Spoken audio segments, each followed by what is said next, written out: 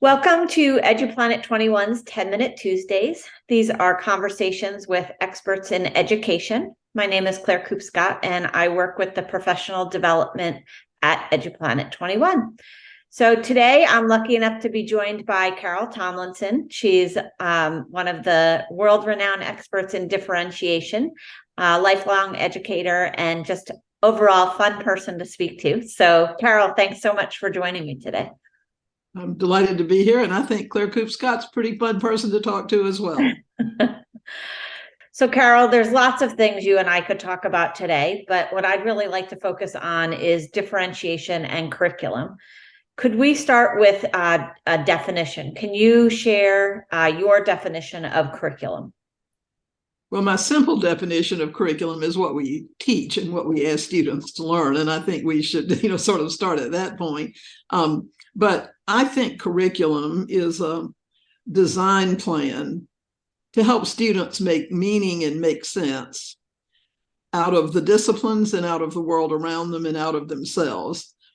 You didn't ask me this, but what I do not think curriculum is stuff you cover to prepare kids for a test. I think it's a much grander thing than that, and that it really is the opportunity that schools have to introduce kids to study of the wonderful things in the world around them in a systematic way. Terrific. And what are some of the key attributes of a quality curriculum? Well, I think we know enough now from research. These things I think we already knew from things like our own practice and from work in psychology and research in pedagogy. Now brain science is reinforcing that. But curriculum is much more likely to achieve its ends if it is organized around clear learning targets, learning goals, learning intentions. And those need to reflect in an organized way the most essential knowledge, the most essential understandings, and the most essential skills in that segment of learning.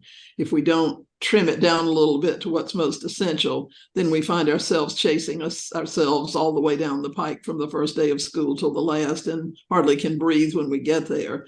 And brain science, if not common sense, tells us that's not a good way to go. So really organized learning targets, which I call KUDs, what students should know, understand, and be able to do.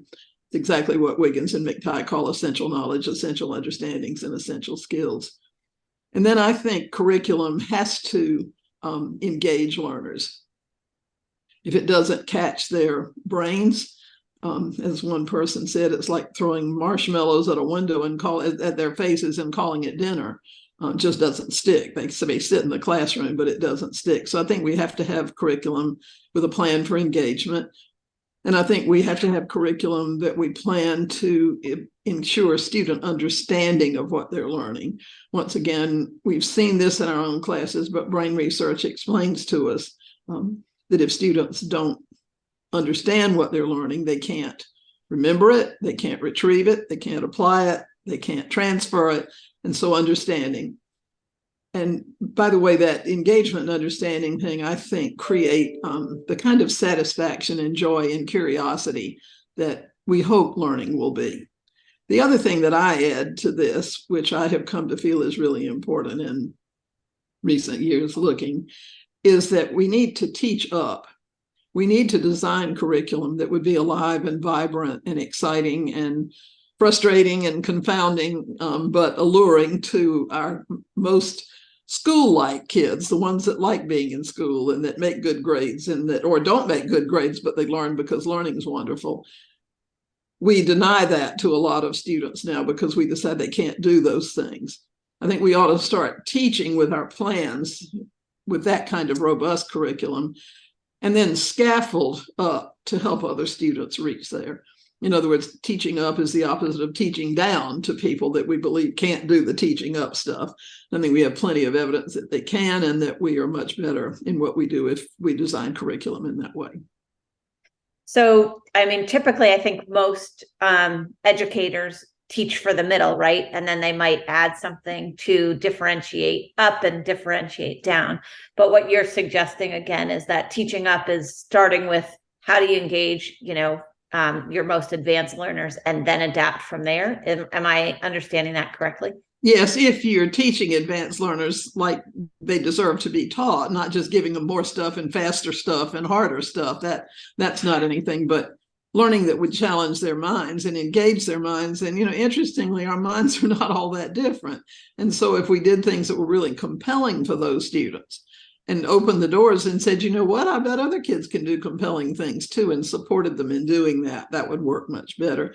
Teaching to the middle can't, it never could. It hits a narrow stream of students, but even there, we look at kids who are doing what we think of as grade level work and they're making C's, and we think that's fine. But the truth is that if we engaged and challenged those students with the right support, they wouldn't be C students anymore. They'd be doing better work at what we might think of as a B level or an A level.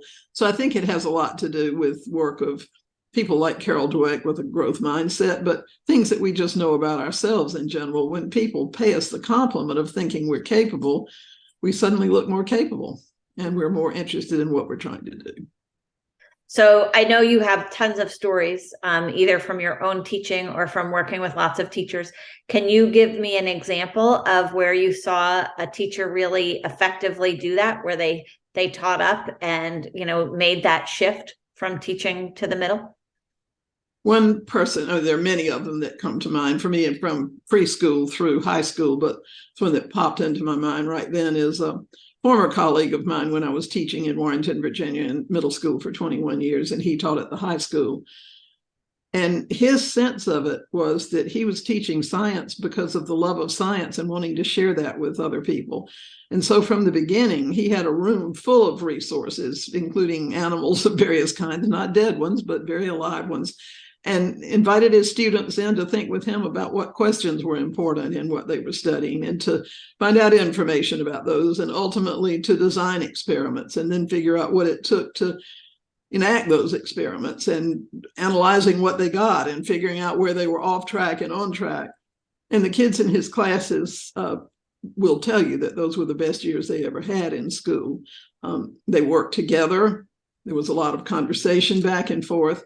And if a skeptic said to him, well, what about the test? He said, well, every once in a while, I'd give them a test that was kind of like the one that was coming, but I did not teach in order to do test prep.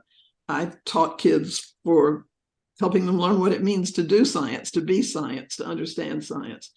He said, if I decided if they ever told me I had to do otherwise, I'd just go find something else to do. But nobody in that class said, oh, you're not supposed to be smart. They said, you're in our group, let's figure out what to do here. But I would also tell you that there was a long time in my own life where I had no sense that I had any possibilities. My best day was one when no teacher made eye contact with me. And I had a couple of teachers who looked at me in an entirely different way and were expecting me to be something very different and to do something very different.